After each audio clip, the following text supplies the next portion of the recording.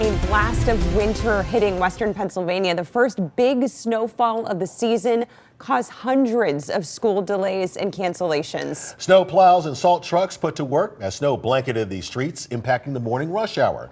Many people spent parts of their day shoveling sidelines and brushing snow off their cars. From Allegheny County to Westmoreland County to Butler and Washington counties. We are going to be getting another round of snow a little bit later this week. A live look here at our snowy city tonight, and also the future radar as that next system inches closer.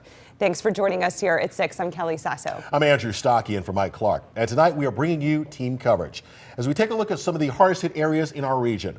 Our reporters are standing by tonight, but first we get started with our chief meteorologist, Mike Harvey. Yeah, guys, as that snow system went through earlier today, about 2 to 4 inches of snow on average across the board in western Pennsylvania. That storm now long gone and out into the Atlantic, and we are left with the clouds and maybe a couple of flurries. We do have a winter weather advisory in effect until 10 o'clock. That's for the Laurel Highlands down to Preston and Garrett counties. Could see and squeeze out maybe a little more snow in these areas, a few more snowflakes, but otherwise we could see a couple of flurries. That is about it, and we'll have cloudy skies to start off Wednesday. As we go through the day, we'll actually see the clouds break a little bit for a little bit of sunshine, but still going to be very cold out there. As we go into Thursday morning, that's when we'll see our next hit of snow moving into the area. Very quick hit of snow. It's a clipper system moving through quickly. It'll be in around 6 a.m., out around 10 a.m., which means most locations will see less than an inch of snow. For tomorrow, it is cold. We're looking at a high temperature that will top out right around 32, 33 degrees. Only 31 on Thursday after the snow in the morning, but take a look at Friday. That's when we'll see a low temperature of 11 degrees. That could be a record-breaking low temperature, a high of just 32. We'll have more on your weekend forecast coming up in just a few minutes. Well, today's snowfall absolutely impacted our roads. Every city and municipality was out there today clearing the snow. But in the city of Pittsburgh, if you use their snowplow tracker, you wouldn't have seen any of the city's work. That's right. Reporter Kaylee Gunnarsson spoke to city officials about the tracker's problems and today's performance and joins us now. Kaylee.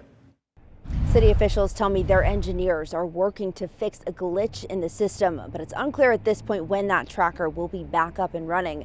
Meanwhile, we're told that the city's fleet was able to reach all city neighborhoods overnight and this morning. We talked to neighbors here in Brookline and in Beechview who say they were pleasantly surprised by their road conditions.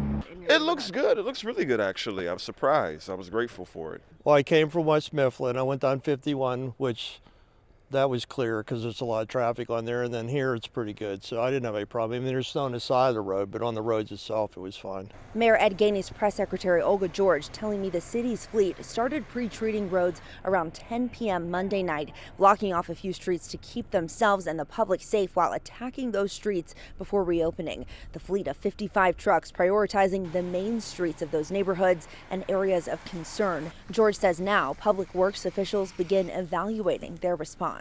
Are there any ways to improve deploying the trucks and deploying the manpower, and what neighborhoods had more problems than others, and figuring out the best way to attack that? That's something that they continually do every time the snow falls. Where did we fall short? What did we do well, and how we can do it even better?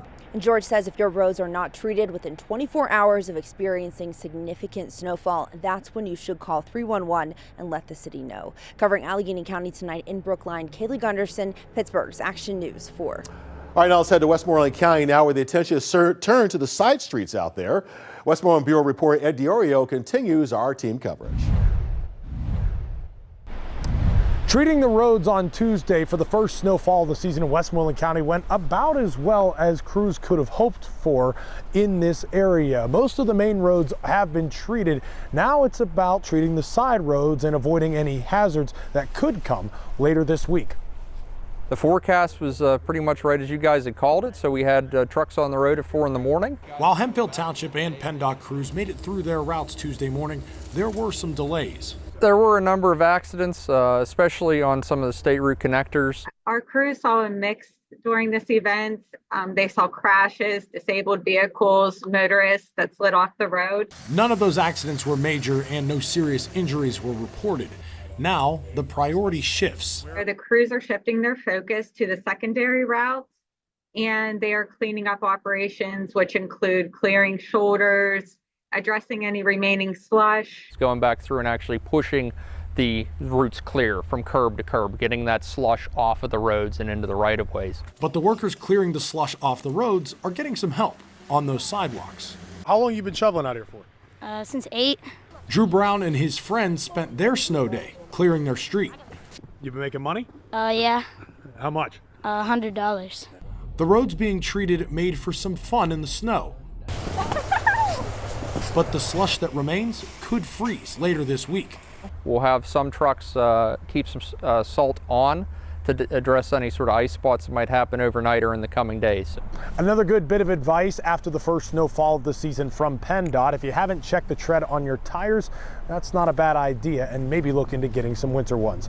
Covering Westmoreland County, in Greensburg, Ed DiOrio, Pittsburgh's Action News 4. Covering Butler County, a look at the conditions here in Cranberry Township overnight and early this morning. Look like a winter wonderland there. Butler County got a little over 5 inches in some areas. If you want to see how much snow fell in your area, just head to WTIE.com, or you can scan the QR code you see here on your screen. And if you don't have the WTIE app yet, then you missed the chance to track this storm in real time with the live radar. It is also your go-to resource for school closings and delays. You can get the app for free on your Google Play or Apple App Store. Happening tomorrow, LIHEAP will begin taking applications in Pennsylvania. Normally, the season opens in November each year, but the program was delayed due to the federal government shutdown. The 2025-26 season scheduled to run from December 3rd through April 10th, 2026. States receive LIHEAP funding through a federal block grant that helps eligible households pay their heating bills by sending payments directly to their utility company or fuel provider. These dollars were finally issued last week by the Trump administration. Pittsburgh's Action News 4 reported complaints about oil discharges into the Mon River from an outfall at the U.S. Steel Irvin Works last year.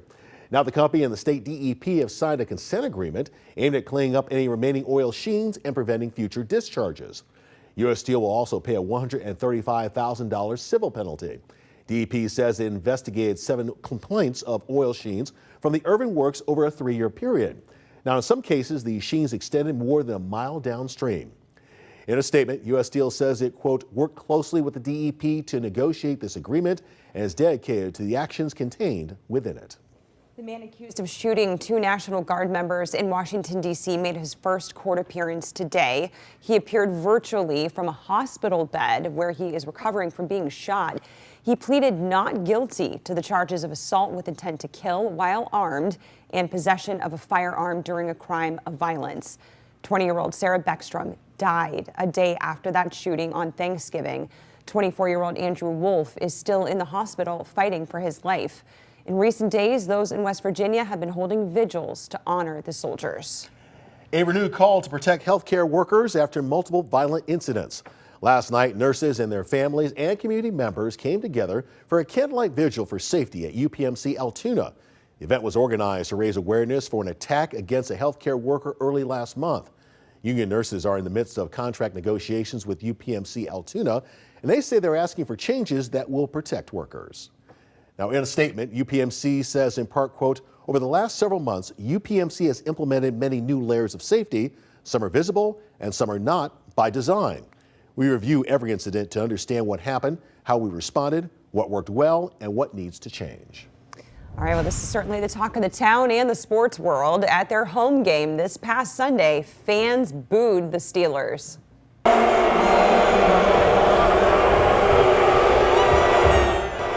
Not just booing. In fact, some were even heard calling for head coach Mike Tomlin to be fired. The end result, as many of you know, the Steelers lost to the Bills 26-7. Reporter Marcy Cipriani is at the Steelers facility on the south side with how the Steelers are trying to push forward and look ahead to their next game. A lot of what Mike Tomlin addressed in his weekly press conference was frustration on the field against Buffalo. He said his players were really in fight mode. They really care a lot about winning, he says, but they simply couldn't execute. There, of course, was frustration in the stands as well. Many of us heard those chants by fans to fire Mike Tomlin. So I asked him about that.